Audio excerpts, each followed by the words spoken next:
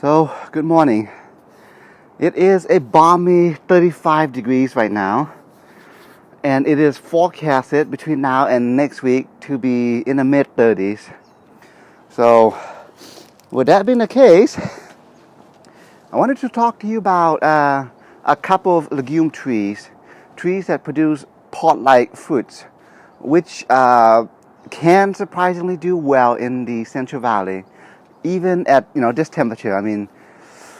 So the first one that I wanted to talk about is a plant that's called a Guamuchil, and unfortunately I don't have it out here to show you, but it is presently in my greenhouse, a heated structure that I've got it set to never go below 45 degrees. So I did have at one point a 2 to 3 year old Guamuchil that was actually planted right in the spot actually. So with Guamuchils, I actually had it right here, and it eventually did succumb to the accumulation of factors, the frost, but more importantly, I had it planted in the worst possible spot.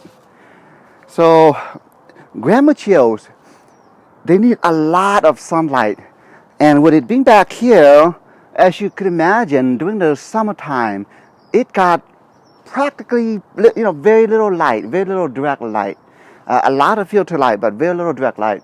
So it really just never grew to its full potential, and during a winter, it just basically succumbed to the frost. So I've got a Guamuchil that's in a container that's in the greenhouse, which down the line I will have to find some space for it somewhere where it gets as much sun as possible. So Guamuchils, just with most legumes, Guamuchils are nitrogen fixing in the sense that there's beneficial bacteria in its root systems, which produces nitrogen for the tree itself, which generally would mean you don't have to fertilize it with nitrogen. And also, as the foliage and branches of that particular tree falls, it provides nutrients for the nearby trees, which absorb its nitrogen. The pods, the seeds of the fruits of the Guamuchils are actually really good. I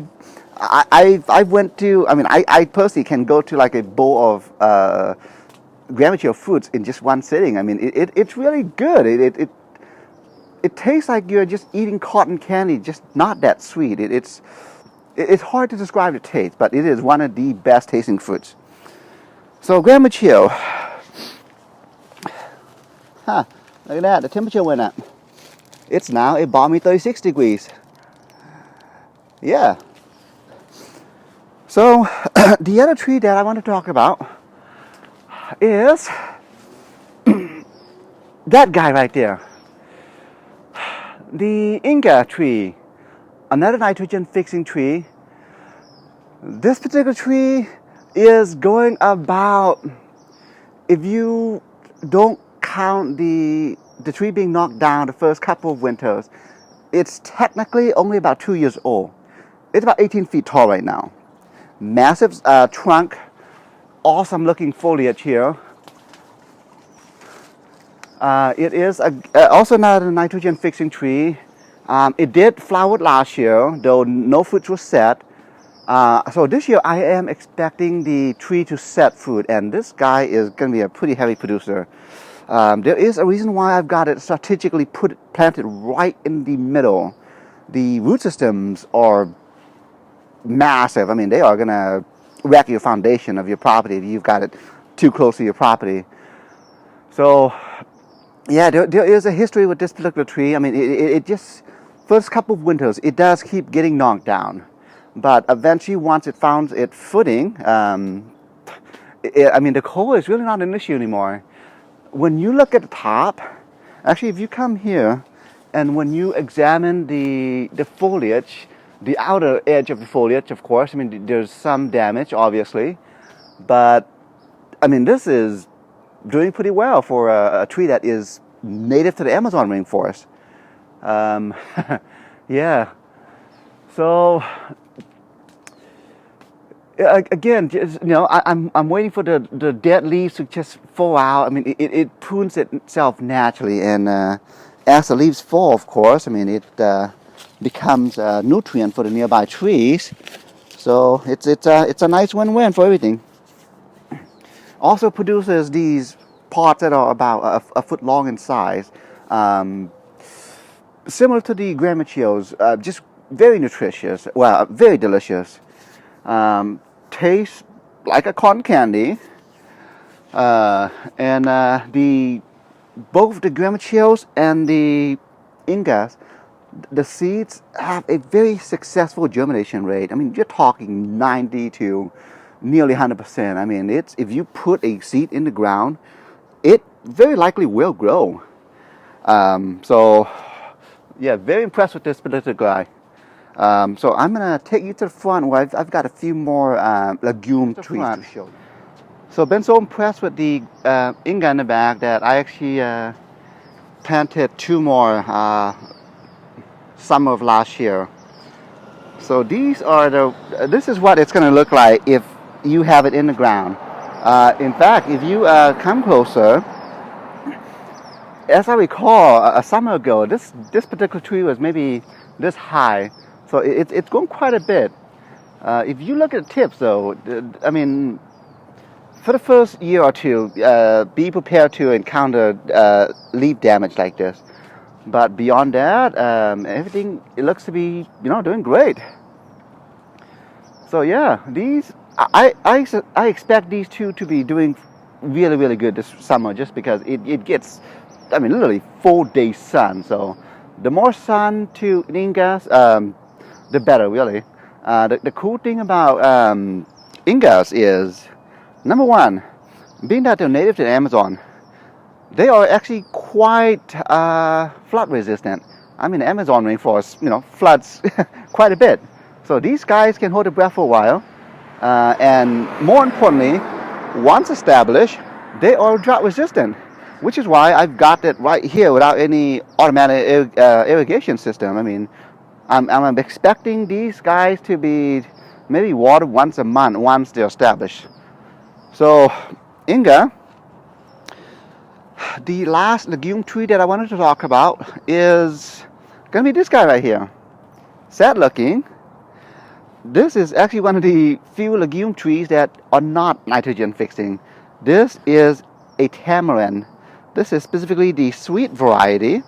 And if you go to Southeast Asia, specifically the Thailand region, these are you'll find these all over the place. But I believe these are native to India. It will do this every single year, just like the Guamuchil. I mean, they're cold sensitive. However, this doesn't necessarily mean they're dead. It's just basically going to dormancy. It's freaking out because of the cold, so it's gonna shed all its leaves. But if as soon as the weather warms up, this guy will bounce right back up. Yeah, I mean, when we had this in the ground 2 years ago, it was maybe a foot high or so. It's grown quite a bit. Slower growing tree, okay? However, crazy long lived. You're talking the average lifespan is about between 200 and 300 years. Just for reference, the United States is about 244 years. So, yeah, very long lived trees. Also produces fruits that are pod-like.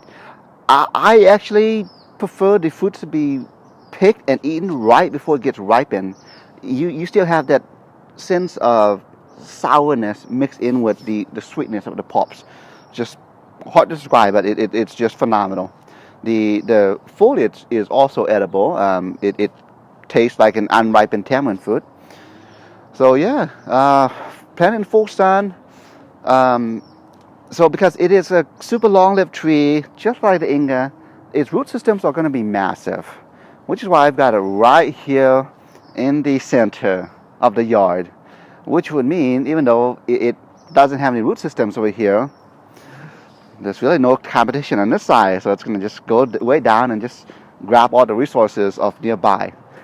Unlike humans, trees, plants don't have any boundaries. They will just do whatever they want. So anyhow, Tamarind, Inga, and back there in that greenhouse is a Guamuchil.